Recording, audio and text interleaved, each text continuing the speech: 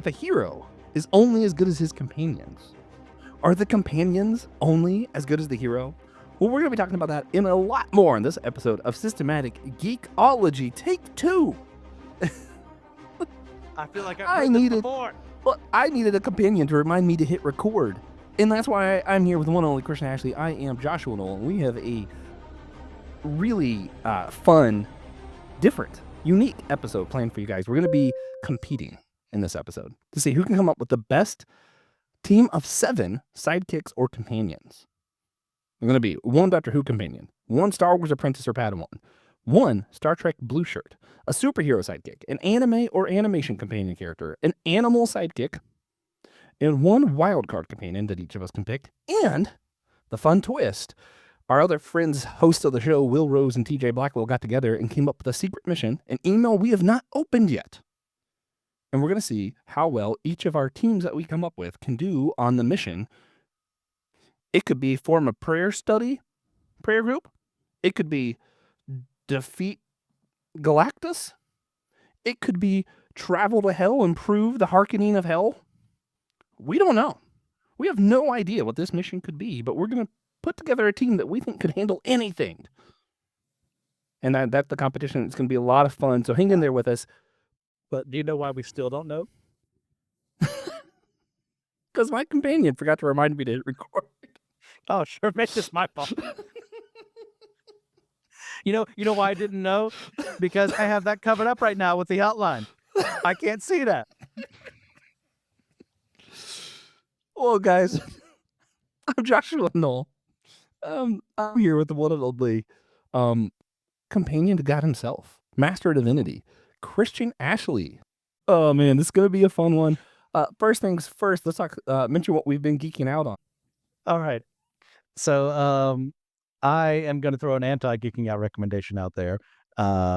As in Fallout 4 just have a new release as far as the anniversary edition, which has introduced a lot of new bugs, stopped a bunch of mods from working, caused problems with hardware.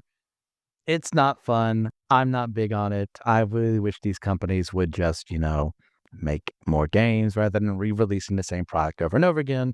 So, yes. And the best thing I can say is I didn't buy any of it. I already have it, so I don't need to waste my money. I'll put it that way. Hooray. Speaking of things they've made over and over again, I've been playing Skyrim on Steam Deck.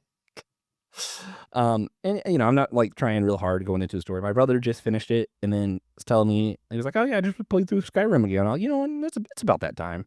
So I picked it up and just kind of casually going along, dying from zombies, hidden under mountains and killing dragons, doing my thing. But it's been fun. Normal things. Yeah. Other normal things. It's totally normal to sponsor our show, and you should. And today we're going to shout out one of our financial sponsors, Annette Knoll. You rock. She's also the reason why I know what half the fandoms we're talking about today are. Also, remember, rate and review our show wherever you get your podcast. Just that little bit of time it takes to leave that rating review helps a whole lot. It makes the algorithms, AI, and all that thing prioritize us when people are looking for podcast or geek stuff. And that goes a long way. So we really appreciate it. And remember, guys, if you want your own shout out like Annette just got, you can get your own shout out by becoming an official member of Systematic Geekology on our website.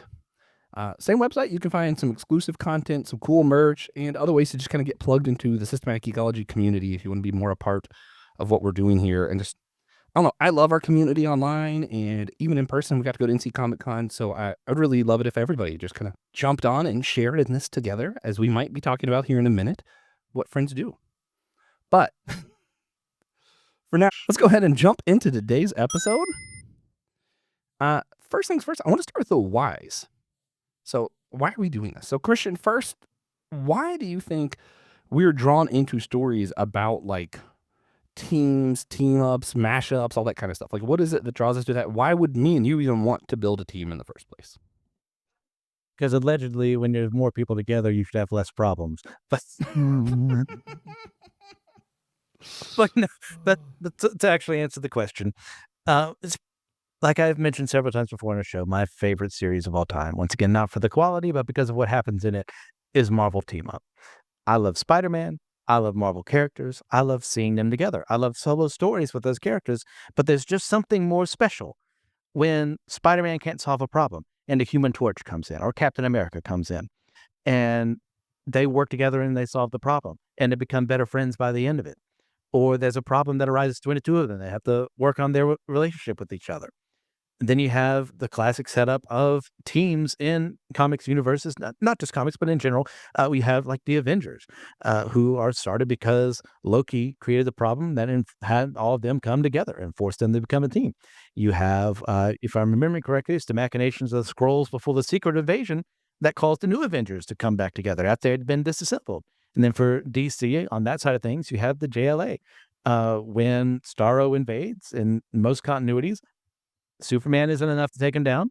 Batman's not enough. Wonder Woman's not enough. But working together alongside the other heroes that are involved in whatever origin story they're telling, it's a lot easier to handle a threat they couldn't do by themselves. And that helps us give moments to where these characters can play off of each other, to reveal a little more about themselves, may even have like, romantic interest that can happen as a result of this. Like, Ooh. it's just fun. Yeah. No, for sure. I mean, it's like, Superman, he's great, but then a rock can defeat him. A rock from outer space. But then Batman just comes along and kicks the rock to the side. And all of a sudden, boom, Superman. Super again. Make Superman super again. Anyway. The other thing with teams, I'm going to go back to the Four Loves. I'm sorry.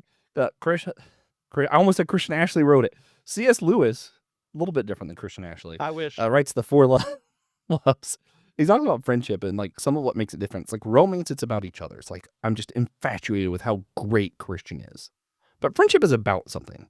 So it's like for Christian and I, we started with Doctor Who. We both kind of have the shared interest, this show, and we talked about it. And then we have shared faith, and we talked about that. And we shared Spider-Man lore, and we disagree about it, but we still love Spider-Man. So we kind of like, and friendship just kind of grows. It's about something, not one another, ideally. And the thing that's so cool about teams, whether it's in a book or a movie, show, whatever, is like what you're seeing is like Superman's all about justice, all this stuff, and then Batman comes along and he's on the same thing, and you see it from two different perspectives. They're still sharing the same truth, right? And as someone who's watching or reading, you probably are like, oh yeah, I like Superman because I like the things that he stands for. I like this stuff. I like what he's doing. And then to see more characters be a part of that makes you feel like there's more. And you can connect to all of them, and then seeing it from different perspectives helps you understand the things you care about on a deeper level. And that's where I think, just in general, teams are fantastic for storytelling. Yeah. So the other why, Christian. Why sidekicks? Do we need sidekicks? Do we need companions? And then why are we doing a whole episode talking about them? Like why not just talk about the main characters? Because as much as I hate saying it out loud, we can't live life alone. We can't do this on our own. There is a certain part where we can be self-sufficient, but there are other parts where we just need help. And superheroes and other characters across fiction, they're no different.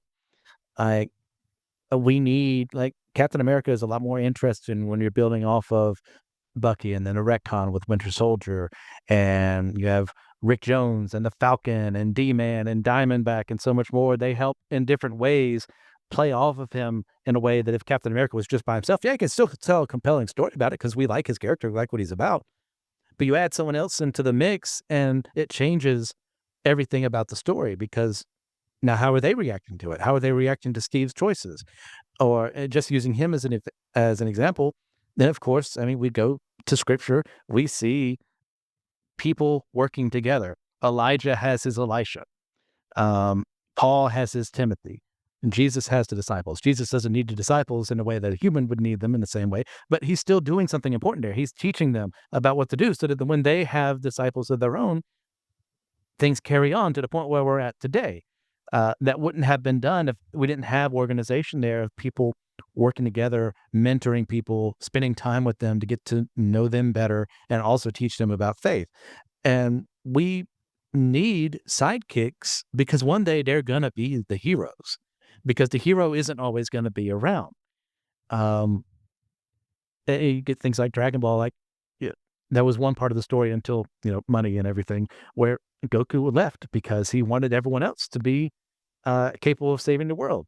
It was his time. And that's something that could be told in a competent story. But, that's its own point. So what about you, Josh? What do you think? I agree most with what you said. I don't think that in every case the sidekick necessarily becomes the hero. I think sometimes people are just better suited to assist someone else. Like, and No, that's, I'm saying that's the not end lesser goal. than or greater. Yeah. Well, I don't think that's always the end goal though. Like, I think some people are just, that's just their personality. Um, Now, mind you, I might come back to regret saying this one. I don't think of TJ as a sidekick. Let's start there. But TJ is really good no matter who you put him with. He's going to assist the hell out of you. You put him with Trip Fuller, guess what? Trip's going to be better. Because that's what TJ does. TJ makes other people better. And I don't necessarily see TJ, and I've talked to him, it's not what he wants, is to become a leader of anything. Man, he wants to find people that he cares about and agrees with and support them. And I think sometimes that's what a companion does. Sometimes, though, it is exactly what Christian says. They're going to one day be the hero and they have to learn. And that's where I think what's really cool about a lot of our sidekicks is they're more relatable a lot of the time. A lot of the time, like I never am like reading Batman going, that's me. I'm totally Batman.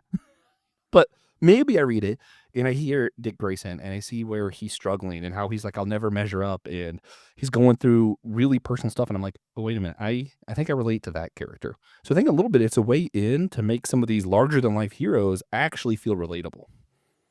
That's what I'm thinking. Yeah. Yeah. Let me clarify real quick. When I mean hero, I don't mean like they have to be the carbon copy of Sorry, I didn't mean to. them. No. I just want to make sure it's understood. Like when I'm discipling other people, the goal isn't to make them me. The goal is to make them, who Jesus wants them to be. And that could be the person who supports. That could be the person who then succeeds me one day. It could be the person who just organizes things or makes sure that the AV is done.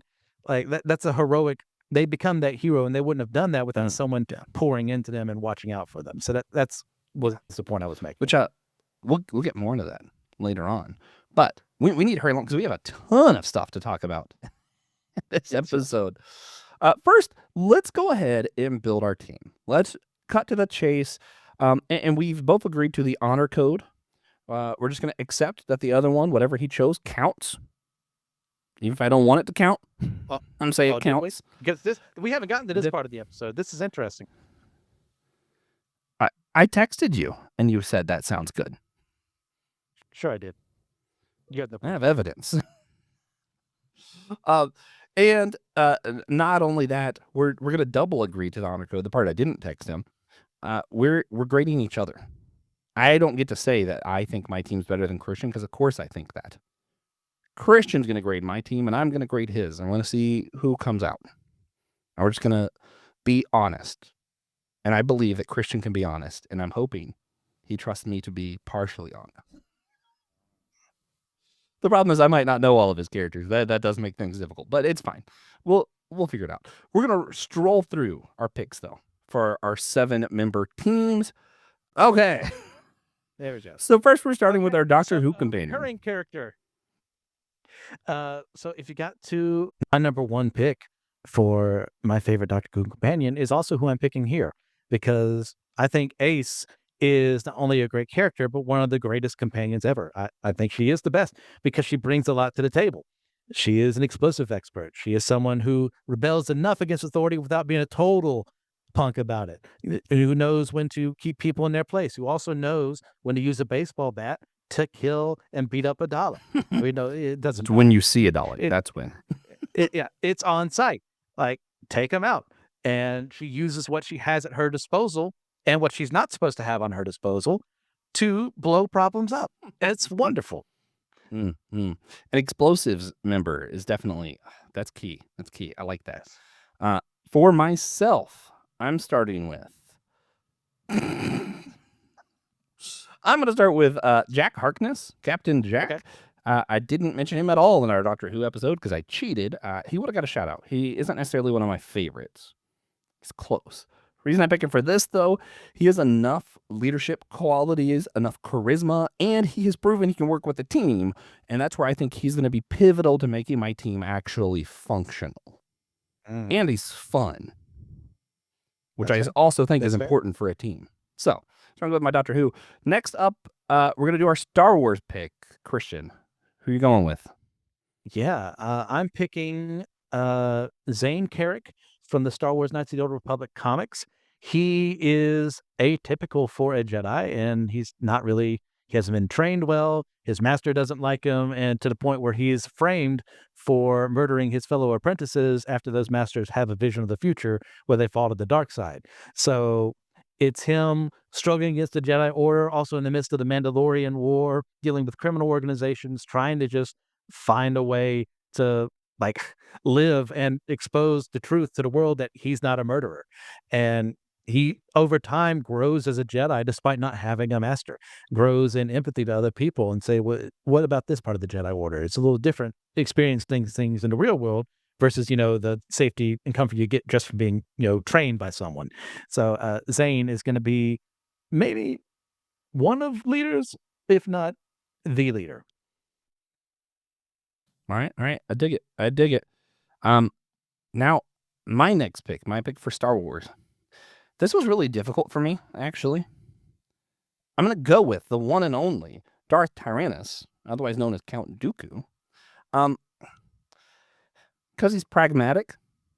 Because even though he's a Sith, he also is definitely just one of those that's like, yeah, he saw the evils of the Jedi institution. If you look at the Tales of the Jedi, it's a good series. And he saw the evils of the Sith. And I think he was planning to take them both out. And also that's why utilitarian doesn't work, because sometimes it just makes you the bad guy. But I think if he is on a team, he sees the mission, he sees the goal, he'll go along to play along if he believes in what we're trying to do.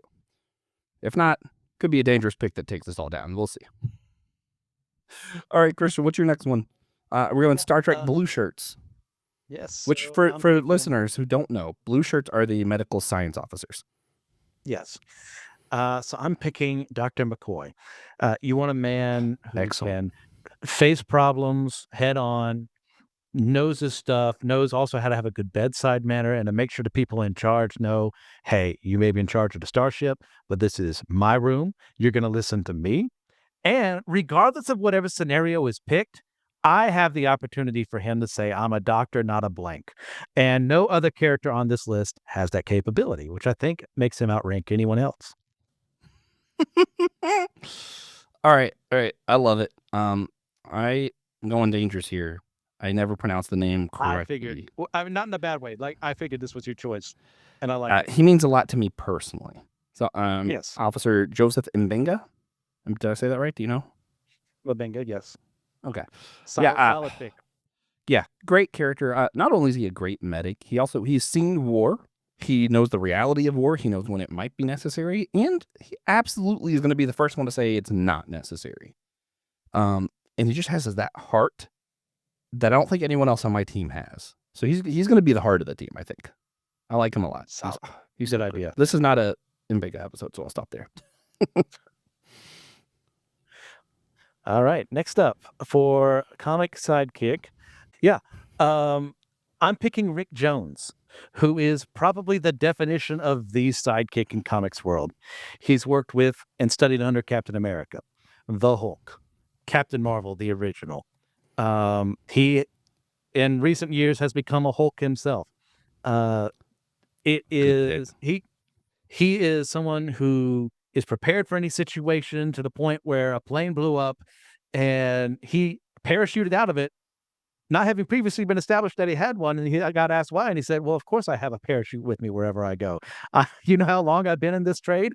So he's got plenty of knowledge of how heroing works, of how to support them, but also like how to get things done. Like he being involved in the Kree Skrull War, all the stuff he's done with Captain Marvel and the Hulk, Captain America, so on and so forth. Like, this man's got the experience. He's been there since the beginning. He's still there now. Oh, and also he has a symbiote now because Marvel. Yeah, Marvel. Yeah, that's the house of ideas, everyone. That's a real wild card of a pick too. It's like he can be just about anything. Yeah, because Marvel doesn't know what to do with him sometimes. All right, my next one, Abe Sapien, from the Hellboy comics, Hellboy universe.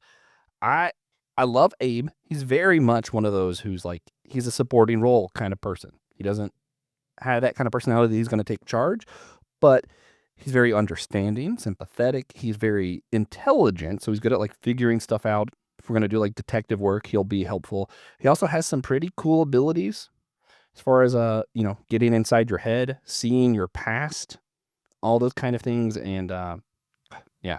And you have to have an aquatic character, I feel like. So that's where I'm going. Got Abe Sapien. Okay. All right. Fair enough. What's next for you, my man?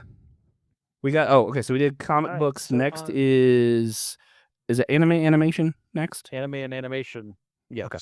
Cool. Yes. And I am choosing Paul von Oberstein from Legend of the Galactic Heroes, my favorite anime of all time. Not that you asked or anything.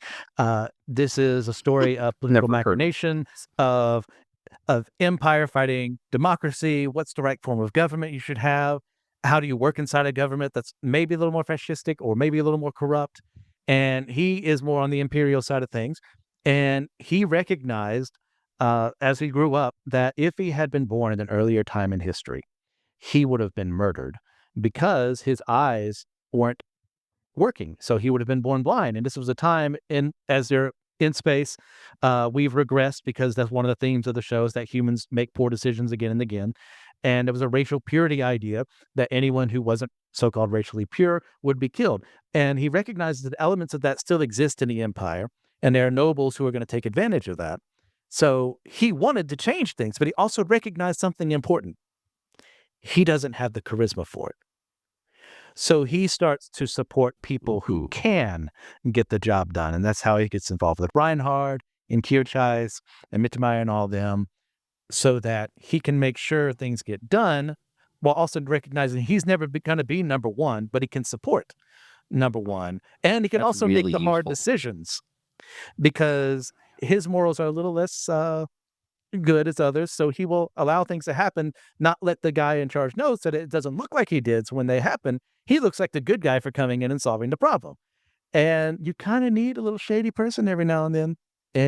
But also someone who is ultimately a moral man. It's one of the things is black and gray morality in the series. And he's a perfect example of it. Yeah. It's like as much as I don't like the utilitarian stuff. It's like I picked Count Dooku. You got this guy. I'm feeling it. Okay. All right. I'm going animation. Jake the dog. One of the best companions of all time. For one, he's a dog. That's important. Also, he can morph into pretty much anything, which makes him pretty darn powerful. He could be a mode of transportation. He can surround you and become a human shield, because why not? And he's going to bring a lot of levity. He's going to be a lot of the fun. He's going to make people enjoy being there. Yeah. Maybe even Dooku will have fun, although I kind of doubt it. We'll see. I think Jack Harkness, though, is going to have a great time with Jake on the team. A pairing I never would have thought of, but now I kind of like it. All right. Next up is our animal sidekick. Who do you have for your animal sidekick? All right. I have Oi, the Billy Bumbler from the Dark Tower series by Stephen King. Oi is kind of a mix of like a raccoon, a dog, and like some other mammal I'm not remembering off the top of my head. But he has a capability of limited human speech, but he's also super loyal. He looks after his companions well. He goes down fighting at the very end. Sorry for spoilers. It's been out for almost 20 years at this point in time. And he goes out against a being that is so far beyond his comprehension that it doesn't matter because his friends are in trouble. So Oi is going to be your most dependable, loyal, looking after you kind of guy. And that's why I had to throw him here. I love it. That's going to be close to mine. I'm going with Fox. He's a fox from Middle West. Probably the comic that means the most to me of any comic. One of my favorites, and just deep stuff. He is a companion who, the reasons I love him, so he's able to speak. He is the companion who is going to tell you when not to go. And when you choose to go anyway, he's coming anyway. He's always going to be there. He's just a sound, strong, sage. Not sage, like he's going to give you the solid wisdom. And when you ignore it, he's there. And just kind of having a companion who's willing to be there and also willing to say, you know what? I think maybe we even lose our mission if it means the well-being of one another. And let's just hang out. Let's just not do this. He's the one who's going to tell us when we're going too far.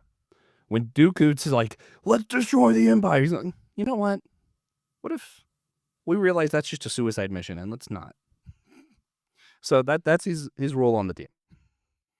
All right. We both get a wild card. Yeah, most of yours I didn't know. It's going to make this really hard. Wild card, Christian. Who you got? Okay. So I was going to take this literally and have like the person you couldn't trust, and I'll add them in my honorable mentions later on when we get to that segment. But wild card, baby, I got Mothra. Mothra, one of the greatest sidekicks of all time, to Godzilla. I realized my team didn't have too many powerhouses on it. It was more tactical thinking and luck. Like Zane Carrick's got a thing. He's just kind of lucky. He just kind of ends up, even despite himself, in situations where things work out for him. But Mothra, yeah, it might take a little while for her to wake up, depending, even when her own people are kidnapped by a terrorist organization, in Ibera. But, eventually she gets there and she gets the problem solved. And we need more people like Mothra. Man, I can't argue that. I'm jealous of the intellect it took to think Mothra here. Mine's going to surprise literally no one, I think. I'm going to Kingdom Hearts. I'm choosing Donald Duck. This image is him doing Zeta Flare, the most powerful magic in all of Final Fantasy and Kingdom Hearts multiverse. He also, this is why I picked him. Like at first I was like, it'd just be funny. But then I thought about it, I was like, wait a minute. That's an incredibly powerful move. And also, we go to an aquatic world. Guess what? We can all breathe underwater now. We go to a world we have to blend in. Boom. We're all ghosts. I think Donald Duck is one of the most versatile, underrated characters. Strategic thinking. Yeah, that's what I'm going. Strategic thinking. I appreciate that a ton. Yeah. What's funny is it started as silly thinking. It became strategic thinking. I was trying to tell myself no when I first thought of it, and then I was like, wait a minute. Actually. I mean, this duck is pretty fire. Yeah. Also, I think he is the powerhouse of our team, too. Ironically. If you think about it, Sora didn't defeat Xehanort. Donald Duck did. I hate that that's technically true, but... All right. We have our teams. We got our teams here. Yes. Now we have to see what our secret mission is, which I've literally not looked at all. We're going to experience this together. I mean, this could literally be anything. Like, we have no idea at all. It could be who's going to create the best pizza joint together. God, I hope so. That would be so funny. It could be that running as an independent, which one of these working together as a group can become president of the United States? We don't know. All right. Of course. The mission. Okay. On a trip to Carowinds, your team is riding the Intimidator when a portal opens up before the first loop. After extricating themselves from the ghost, they discover they've landed in a world of high magic and super science ruled by a big tech oligarchy. The Technarchy, has abducted your team to test the strength of their magnum opus, the dreaded IP Hydra. A horrible beast with the heads of George Lucas, J.R.R. Tolkien, Oda, I can't say half these names, George R.R. Martin, J.K. Rowling, Brandon Sanderson, G. Ron Berry, and Elon Musk. Masahiro Sakurai was the other one. It earns your ticket out of this place. Will you test the beast or challenge the Technarchy? Oh. Okay. Oh, so we get a choice with this mission. What's challenging them? Is that not agreeing to the terms they presented? Is that overthrowing them? Oh, yeah, I'm thinking overthrowing them. Okay. Because Yeah, oligarchy. Okay, let me go back over my team real quick. I'm sorry. If I got Jack Harkness, Count Dooku, and Benga, I hate to say it, but I think even Jake, I don't think they're letting the oligarchy stand. Like, I think they're just straight gonna go with nope, freedom. We can't leave this place with these people under this kind of subjugation. Okay. I think they're going to have to go after the Tetnarchy just based on personality alone. I think that's what my team would do. How do you think your team would handle this before we go into how successful we think we'll be? Honestly, I could see it going either way, because we do have a kaiju of our own, and Mothra does have a history of going up against multi-headed beasts. And he did specify the size of our That's true. IP Hydra here. You know what? For the sake of argument, I'll say it's equivalent to King Ghidorah. I think that's which fair. Yeah. would be more intimidating. So, and Mothra 1v1 against Ghidorah historically has not been the best. But let's see, I think we're taking it on, and I think Mothra is the distraction. I say, do you think Paul Vaughn, whatever, is like the cold and calculating guy, he still thinks this is the best way forward? Well, once again, I can see it going either way, but for the sake of being different, I'll say we fight the beast. All right. In the midst of this, the Lord has come upon us in a dream in the middle of the night when we're thinking up our teams and we have this mission ahead of us. Boom. The Lord shows up and says, hey, you can bring any Bible sidekick, disciple, assistant, whatever, as long as they're human. No supernatural characters allowed. Gets to join your team. The Lord's just going to pluck them from history, let them join you, and put them back. Who are you going with, Christian? Who are you choosing from our biblical narratives? Not knowing what this would be, I already made my decision, so I'm not going to change it based off of new information. I am choosing to bring in Joab from King David's army because I needed a ruthless thinker, someone who will get things done and doesn't much care about other people's opinions. Besides, I have Oberstein, but I think Joab is going to be the more physical side of this, so I'm adding him on. I'm going with someone who's seen some weird stuff already, who's going to lean into our team needs to have fun aspect, to enjoy themselves. I went with John the Beloved. Yeah, the Revelator. He's seen some wild stuff already, so I don't think he's going to be thrown off too much. And I think he's going to be there with Jake the dog. They're going to have fun. Because, if you think about John the Beloved, he's the one who's like, yeah, we raced to the tombs and I was there first. John is definitely the disciple that I think had the most fun. So I think he's going to get along really well with, again, Jake, Jack, maybe even Abe. Abe's not he's not as no fun kind of guy. Definitely Donald Duck. He's going to have a great time with Donald Duck because he knows what a duck is. He's like, what's this guy? What's your deal? Well, why would he? No one else react to Donald being a duck. Yeah. You got to protect the order. Of course. Well, so yeah, I'm with John here. All right, Christian. I'm taking on the Tetnarchy.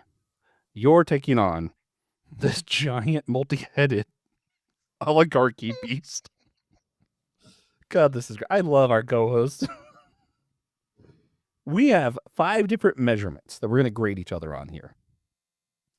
And we're going to do 1 through 10. We're going to add it up and see who scores the best. Mission status. How well does your team do on our mission? And I'm going to grade you. You're going to grade me. 2, we're going to do teamwork. Would your team actually work? Sustainability. How long would your team actually stay together? Are they just, they finish the mission, that's it? Or was this a team who might actually keep doing other missions? Strength. How powerful is your team? Sometimes it is about the power, And then 5, we're going to grade each other on, would your team enjoy working together and completing this mission as a team? Yeah. So first up, do you want me to go first, or you want to go first? Yeah. Or we both do one thing at a time?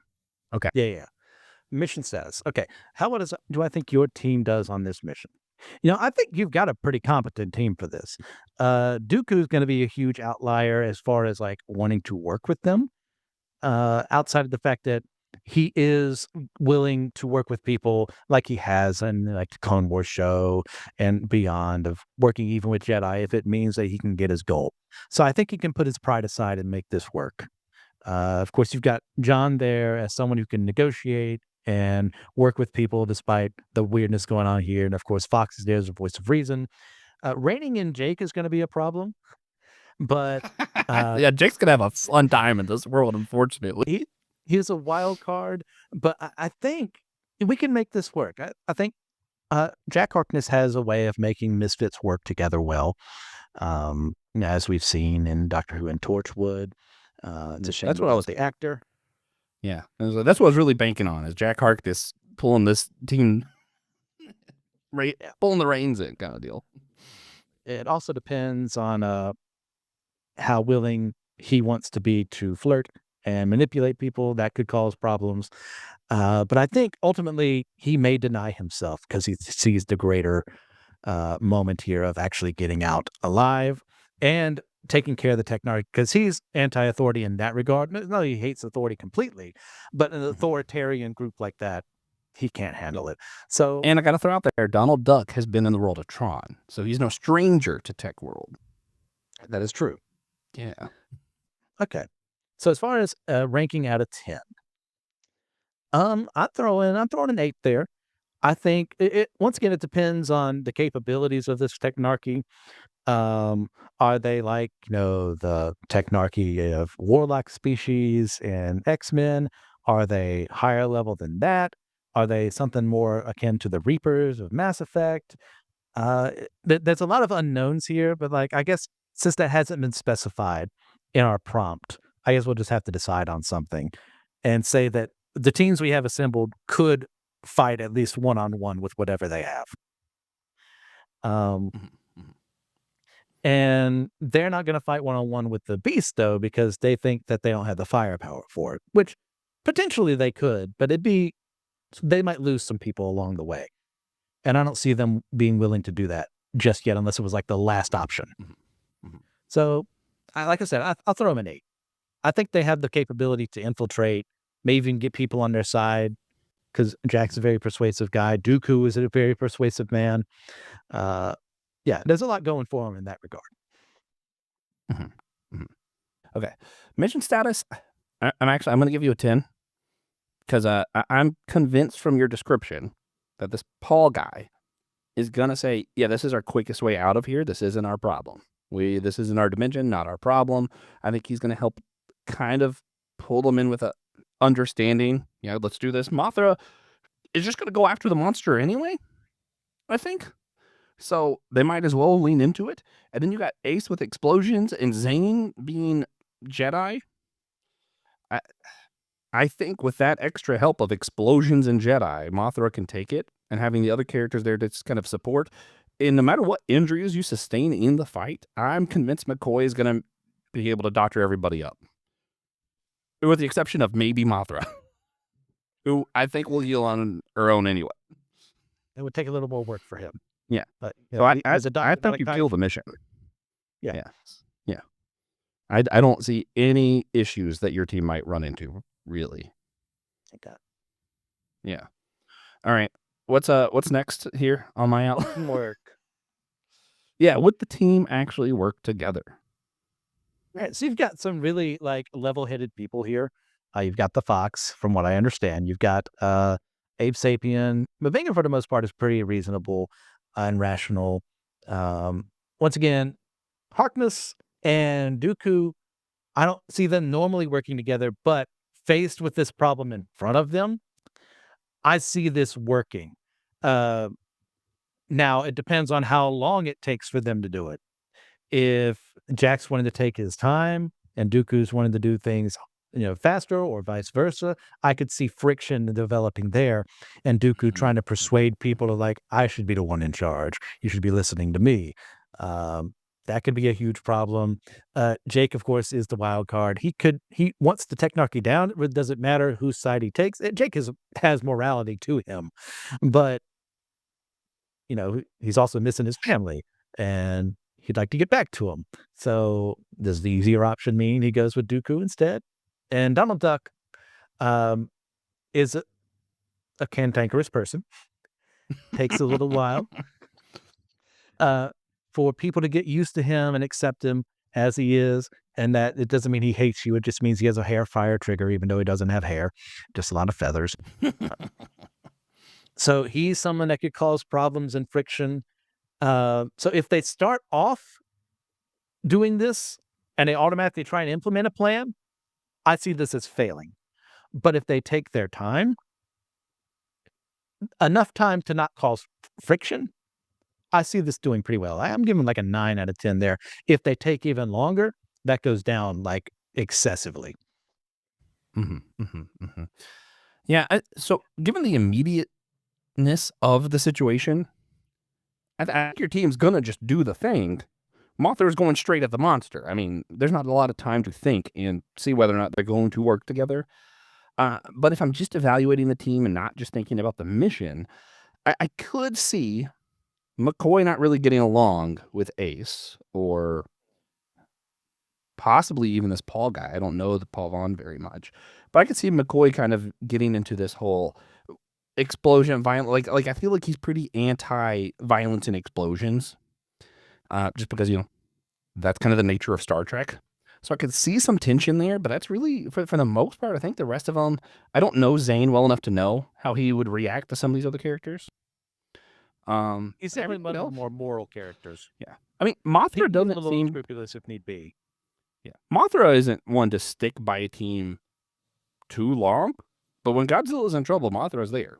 So I think also Mothra being the kind of creature that it is, if I'm using legendary films for the sake of simplicity, I think instinctually Mothra wants to get back home, and the rest of them are probably going to be doing that anyway. So I can see, at least for the duration of the mission, I think the team works. Yeah, so I'm going to go 9 as well. I'm with you. Okay, that's fair. Yeah. All right, what's next? Sustainability. Like I didn't write the outline. Stay together. Oh man, I think this is going to be the one that hurts me. Yeah. I gotta say, the longer they're together, the worse this looks. I hate to say it, but like a 4. Like if they get things done soon, I think they've got this. But there are too many other opinions and prideful people involved, and hair fire trigger people involved, and Jake, to guarantee success. You know what I mean? Yeah. I mean, I have some rebuttals, but that's for later. It's for later because I have some arguments for mine. Yeah, sustainability wise, I think Mothra is probably your big issue. Mothra and McCoy, weirdly enough, because again, I think McCoy is too Star Trekky, for the kind of world where characters like Ace could exist or Zane could exist. So I'm like, he's enough anti-violence that I'm like, I don't see him sticking around long term. I don't see Mothra sticking around long term because it's not what Mothra does. The rest of them, maybe. I'm gonna go 6. I'm gonna give you a 6. I think on sustainability. Yeah. All right. Especially if they were going the other route of taking down the technarchy, like I could see it work, but it would take a lot. Yeah. All right. Strength. How powerful are our teams, Christian? All right. You've got some pretty cracked people here. I mean, you have Donald Duck. Jake is one of the best shapeshifters ever. You've got some pretty powerful minds in this group. And of course, Dooku's force abilities and Jack's immortality is going to be a huge boon because he could literally die multiple times over and be okay. But as far as like raw strength, it's probably going down to Dooku, Donald Duck, Jake, and Donald Duck. And that wants me to give you like overall your team for 3 out of 9 members. But of course, you also have John, who has the power of Christ on his side. So I need to think about that. John the Beloved. That's a... Yeah. I was going to say 7, but now thinking about that, I want to put it at an 8. Prayer's a powerful force. So is Zeta Flare, just saying. But you also have Fox. So I'm thinking, in light of the entire team, strength wise. See, I don't want to do an average here because I think really your team is as weak and as strong as its weakest and strongest member. Because like honestly, if you have one member who can literally one punch man, if for example is on your team, the whole team is able to beat someone in one punch. See, but the I don't know question you asked is how powerful is Yeah, your team? yeah. Well, that's what I'm saying. Like as a whole, if one team member is that strong, I think that brings the whole team up that much. Not average. Okay. You have Mothra. Man, and then even I'm forgetting the name. Who's the Bible character name? Joab. Yeah, Joab. Joab has some pretty impressive feats from what I remember. I don't know anything about Zane but Jedi, and then you have Ace with the explosions. But in light of stuff like Technarchy, giant whatever multiple head monster thing, the power scaling is really the problem I have here. Because like as strong as Mothra is, I'm convinced Zeta Flare alone is more powerful than Mothra.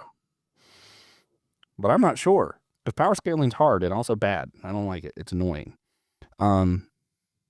Who would win? Thinking about what all each of these members have achieved in the past, though. I'm gonna give it a 7. I'm gonna go 7. Okay. What did you give me? I forgot. Okay, so I'm trying to write them down so we can.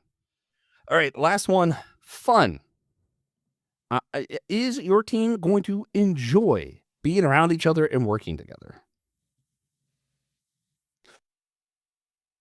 All right. So going one by one from last to first, because the first will be last. We have John, disciple, level-headed, smart, listens to what he's told. And, had plenty of fun with the other disciples, had fun mentoring other people. Great. We have Donald Duck, treasured friend. When you become his friend, runs a ship on smiles. Yes. But also has that hair trigger temper that is going to definitely cause friction. The point is, if you could get to become his friend, you would be friends, but it's that long gap in between that's the problem. Fox seems flawless to me. Having not read the comic in question, but just hearing his characterization, I think he's going to be one of the easiest, if not the easiest, to get along with. Jake is the definition of fun. If you don't have fun, you can't be around Jake. Now, his kind of fun may differ from your kind of fun every now and then, but his fun might be at your expense. Yeah. Ultimately, I think most people be okay. Ape Sapien, he's more not you wouldn't say he's stoic, but more reserved. So it'd be a little harder for him to open up at first, but he would get along with people well to the point where they could have fun together.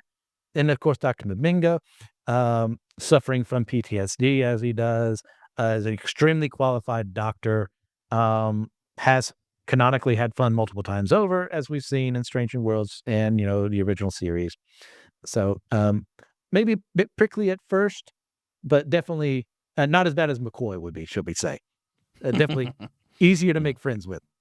Dooku, statesman, has the charisma. His idea of fun isn't going to be everyone else's idea of fun. I think most of them are going to pick up real quick. This isn't a good dude. Don't really. I beg to differ. To him. Okay, we'll get to the rebels later. Harkness, he's the life of the party, almost as much as Jake. He's going to find ways to get them to unwind, have fun together. So in light of all that, I think having Jake and Jack on the same team does help boost it up compared to some of the other people there. So I'm also going to throw this. I'm going to throw this at a 7 because the other members, it would be rougher to get them to get along. But with them on their side, I think it's easier ultimately for them to eventually get that way. All right. Man, so here's the thing, fun, and I'm going to detach this from the mission for at least because we're talking about fun, I honestly think Ace would have so much fun being around Mothra. Like, oh my god, that's a giant moth. Like, Ace is eating Right. that up. McCoy is eating that up. McCoy might even not pay that much attention to the explosive problem of Ace for at least the time of them both being like, that's a giant moth. Like, I think they would both really enjoy that. Because as much as McCoy can be a McGrudgeon or whatever, when he sees something Imagine. cool, he usually lets his He guard down a unwinds. little. And he's like, Yeah. that's a giant moth. We just got saved in a different dimension by a giant moth. Like, I just see him eating that up, man. The other ones I don't know well enough to really say that much. Rick Jones, I think he can have fun. He just keeps getting like terrible situations. So I think if he was around the team long enough, he could have fun. But again, I don't think the team would stick around that long because of McCoy's differences in beliefs with some of these other characters. So it's really hard for me to put. And then you had for your Bible character, I don't know. For whatever reason, I don't see him having that much fun. But the Bible doesn't give us enough to really What's in go there? off of. Joab, like The world he was Frankenstein. put in doesn't have a lot of room for fun. Like you could see him like carousing with his troops or Yeah. something like that, and like for morale purposes. But he doesn't strike me as like I'm out to have fun today. No, I have a job. I'm going to do the job. So I'm going to give you a 6 on the fun run. Okay. Because I think a few of them are having a lot of fun, but overall, I'm not sure. And then sustainable wise, I think long term, they're not sticking together. So it's hard for them to keep having fun. But It's the marriage alliance of convenience. just like much teams, though, I feel like both of our teams are ones where like some of them might fall off and some might stick together. You know, it's hard to tell. Okay, time for rebuttal. Okay. My first few rebuttals I want to give. That I just want to throw out there. My team was built with a few things in mind. Fox being as level-headed as he is, I think is going to help a lot more with sustainability than we give credit for. That combined with Abe's ability to literally touch you and help psychically know your past and, emotion stuff. He has a lot of power with emotion and is able to kind of regulate people's emotions a little bit. So I think that helps a lot, especially with Donald Duck. Then also you got to consider, if you believe the Lord like I do, Donald Duck suffers from PTSD the same as Mbenga. So I think Abe's going to help them connect and actually be able to help both of them enjoy being around Jake. Because it is just impossible. With Jake and Jack, I think it's impossible not to have fun if you're able to let your guard down. And I think Abe's powers are he's going to be able to basically make everybody let their guard down. Against their will. Your point. Sorry, Tom Ord. Sorry, I can't help it.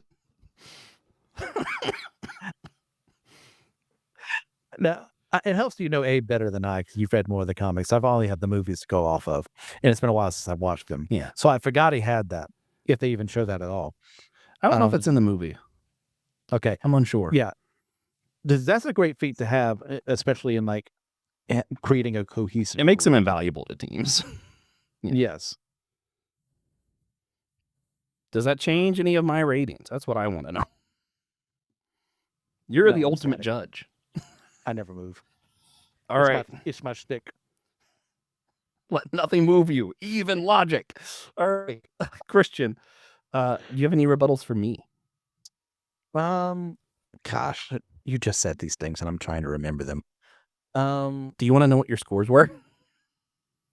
No, I think my idea in building this team wasn't to create cohesion to begin with. It was more like, if these misfits were to work together, who would I put to create something if I were writing the story to eventually get them to be the heroes? And with a short amount of time span as I have here, it's possible. It would just take a lot of work. So I understand your ratings. I don't really have so much rebuttals as like what I think the plan would be to win.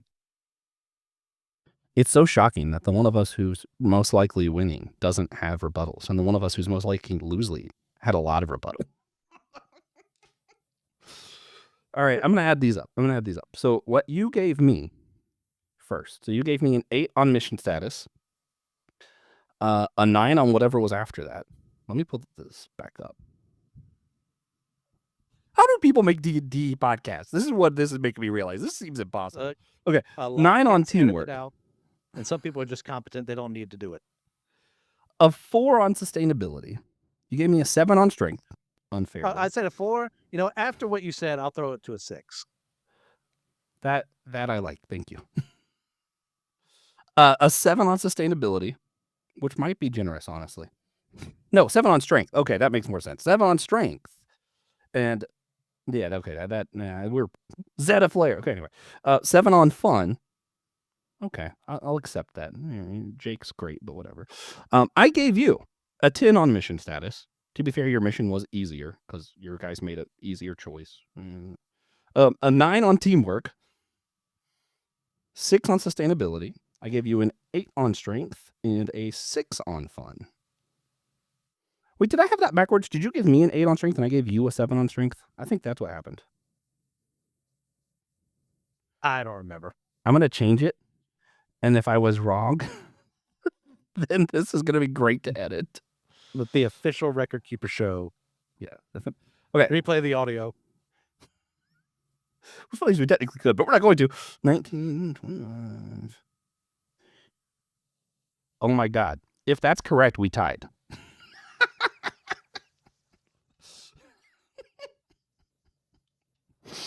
Which is great. I'm actually okay with that. That wasn't planned if you're listening. Hey.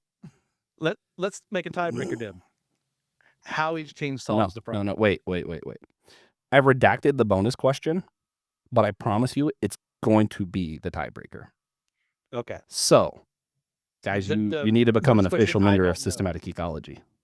You need to become an official member of Systematic Geekology if you want to know who actually won. Also, I did want to mention earlier, I'm going to mention it now, which is cheating, but it's fine. We did sidekicks. We talked about the importance of sidekicks and companions. On our website, when you become an official member, there's different tiers, and you could be a free official member of Systematic Geekology, and you get a lot of cool stuff with it. But one of the lowest tiers that we have on there is Sidekick. And I write a little thing on there about the importance of sidekicks then, and I still believe that. So you guys can become a sidekick of Systematic Geekology. Be our companion, because they actually are invaluable. Yeah.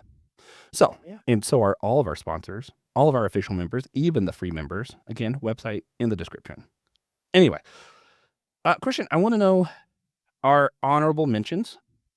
I'm going to go first because I have them all on my slides, and I'm just going to run through them like boom, boom, boom. So, number 1, Elisha. We're both balding. He's balding. The Lord gave him a bear. Elisha's cool. Actually, I'm fully bald now. Well, you got one up on him. You can probably call 2 bears from the Lord. For children to make you fun. Joshua. It killed me not to choose Joshua because, like, as far as like war and everything, like he would be perfect. But I wanted my team to have fun, and I believe John the Revelator was just more fun than Joshua. Sorry, Josh. Clank from Ratchet and Clank. Really, the only reason he didn't make any of my choices, it's hard for me to think of him as a companion or a sidekick. Ratchet and Clank really, a lot of the times they do feel like equals. Ratchet just happens to be the one who has more body, but they equally do stuff. And there's a lot of stuff that Ratchet can't do that Clank has to do, and vice versa. They seem more like best friends and equals. Daxter from Jak and Daxter, he definitely is just a sidekick. A lot of fun. He would have got along great with Jake. He killed me not to choose him, but Donald Duck was too good. Ahsoka and Darth Maul, I don't think I need to explain. Yep. I can't remember the girl Wolverine's name, but I like her a lot. I should remember. X-23. Thank you. X-23 and Nightwing, both awesome. Well, Dick Grayson before he was Nightwing. Winter Soldier, you mentioned him earlier. Winter Soldier just has to get a shout out. And of course, it broke my heart not to say Tendi.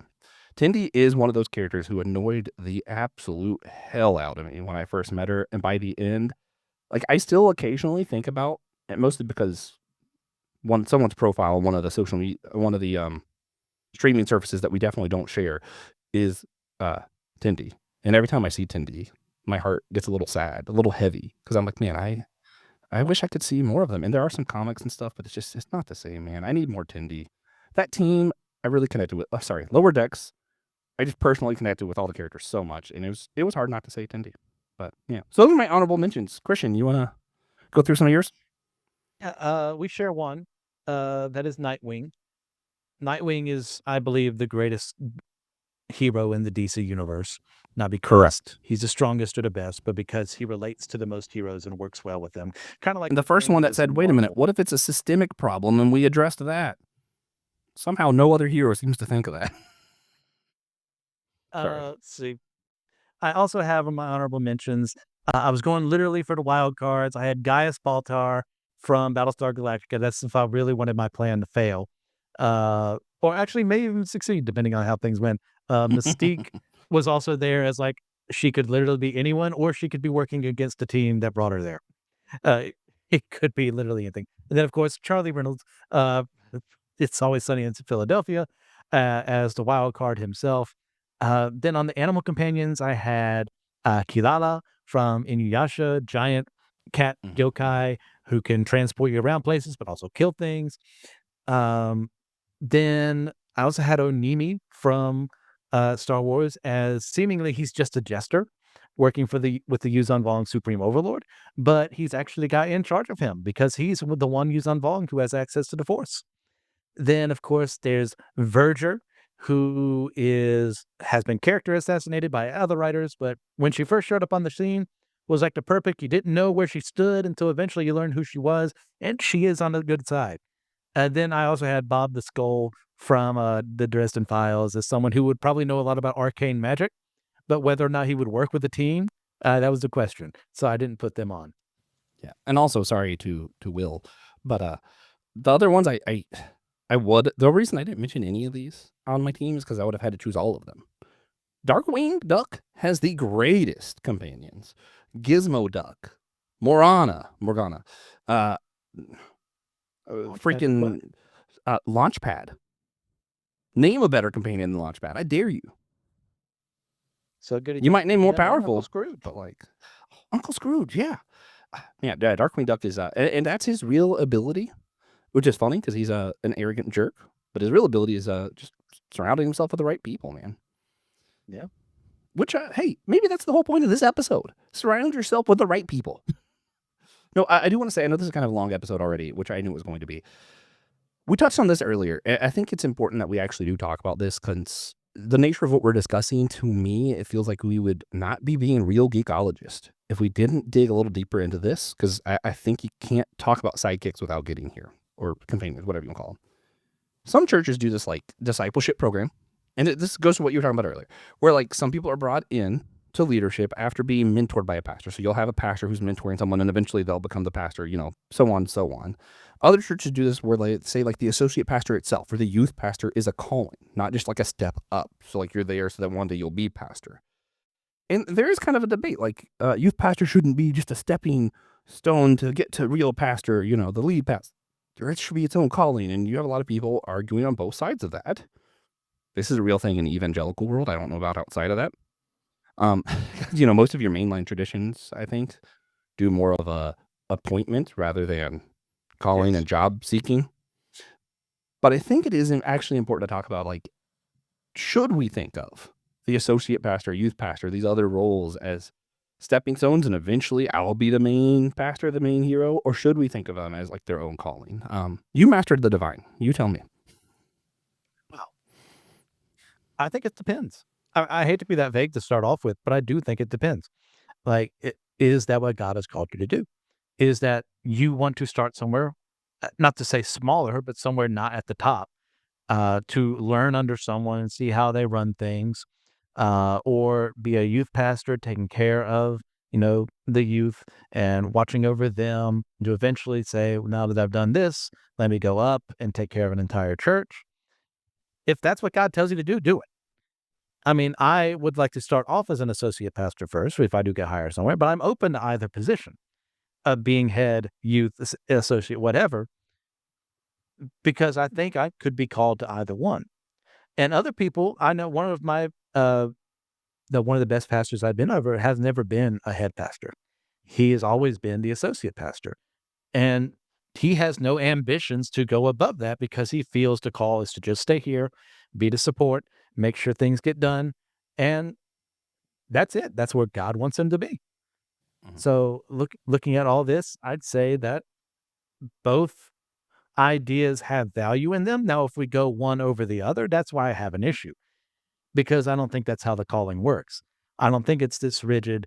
If you're going to start here, associate or youth pastor, you have to want to climb above. If you want to, sure, go for it. But if God's saying, no, I want you here and stay there, don't listen to anyone that says otherwise. Yeah.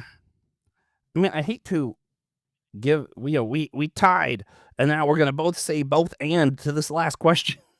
I hate that. But yeah, I mean, to me, I love a lot of Catholics. I consider them brothers and sisters in Christ. To me, one of the worst doctrines that's ever come out of the church is ex cathedra. Like, I don't think that there's one person at the top.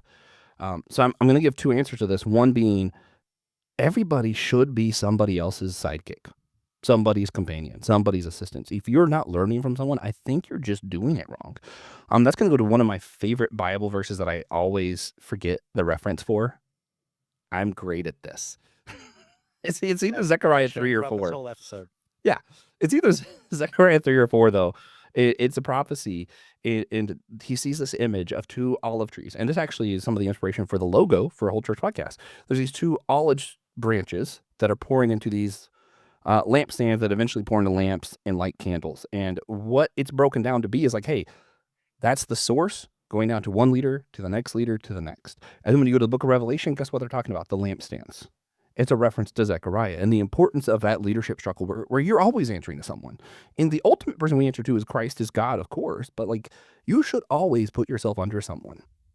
If you're not, I don't think you're showing humility, which to me says you're not in the spirit of God.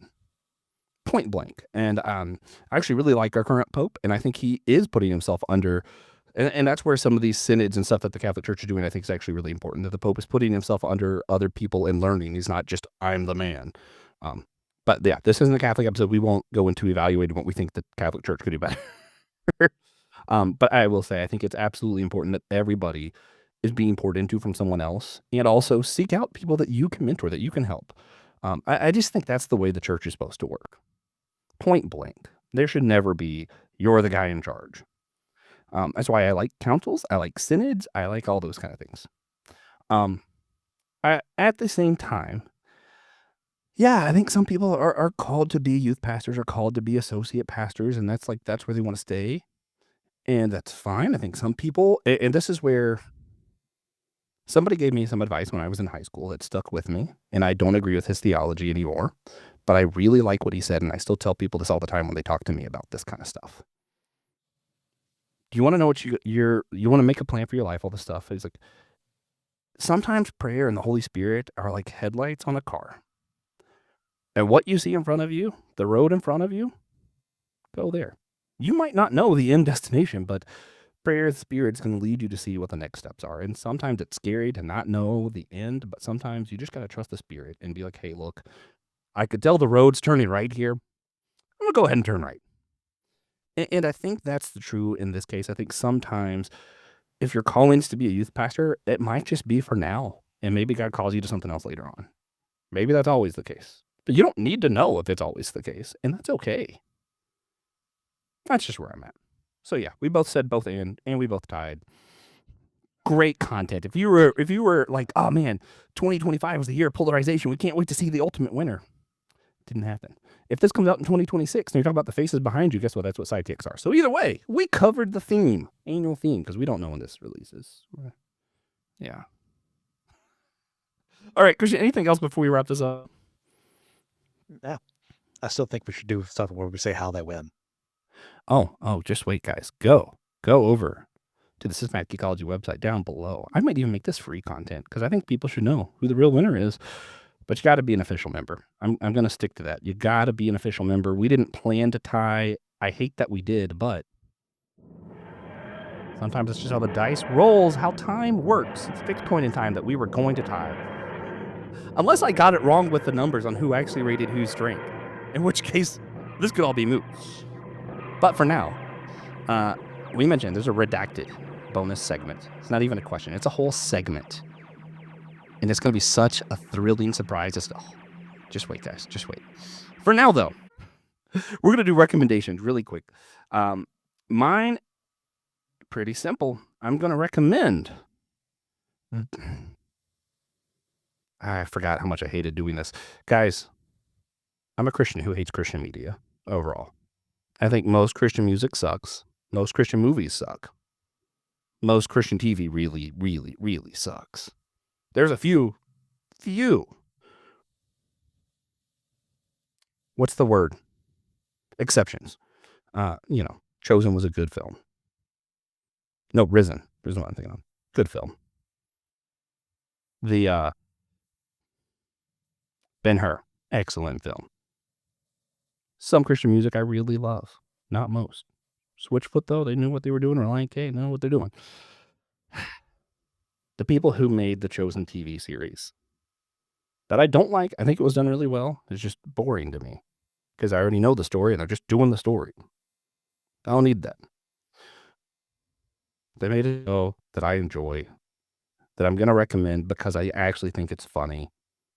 Even though I don't like recommending Christian TV shows. I'm sorry. I just don't. It just feels wrong.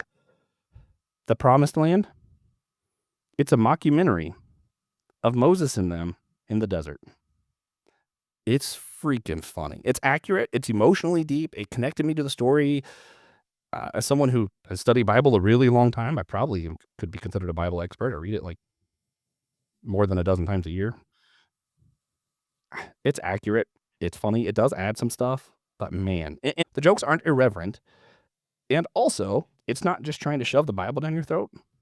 It's sometimes just showing the ridiculousness of stuff. And I'm like, man, that is funny. Like the show starts with one of the guys being interviewed being like, I really thought when God parted the Red Sea, we're going to make it to the Promised Land. But then you have times like this, and it's showing Moses struggling to hold up a staff for them to win the war. He's like, I need help. People help me hold this stick up.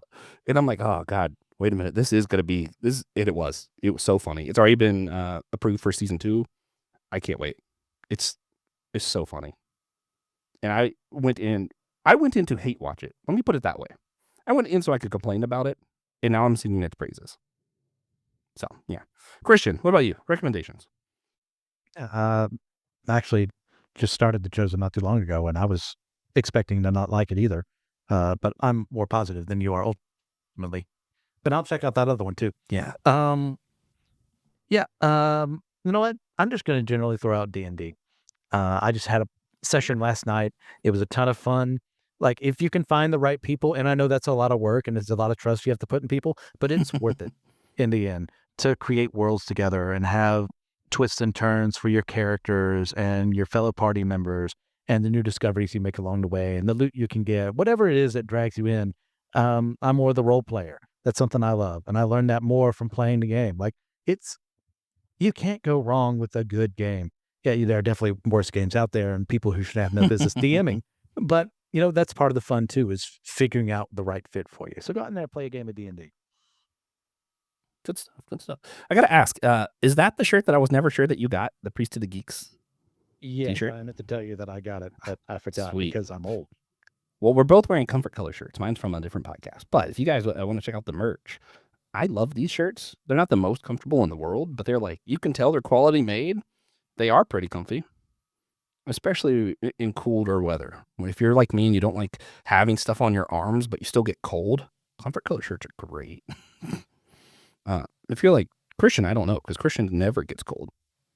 But he's wearing it, so he can't hate it. I only wear short sleeves.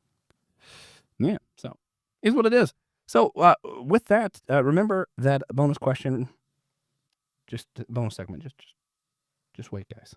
Rate and review our show wherever you get your podcast. Doesn't matter. If you rate and review it, especially if you give us a high rating, it just makes it easier for people to find our show, and that helps us a whole lot. We really appreciate it. It only takes a couple seconds, minutes, whatever. And it goes such a long way, and we really appreciate you guys who do take your time to rate and review our show. We also want to thank one of our financial sponsors, again, Annette. You're wonderful. Thank you for introducing me to Star Trek, Star Wars, and so much more. You're amazing. I love you. And Merry Christmas if it's Christmas time. And Merry my birthday if it's after Christmas. Also, guys, remember you can get your own shout out by becoming an official member of Systematic Geekology with our website down in the show's description. You can find that. You can also find some cool exclusive content, some cool merch, and other ways to get plugged into our community, the Systematic Geekology community, if you want to get more involved. You can find more ways to do that over on our website, again, in our description. And of course, guys, we need you to do one extremely, extremely important thing for us. And remind me to start the outro music. No, remember that we are all a chosen people, a geekdom of priests.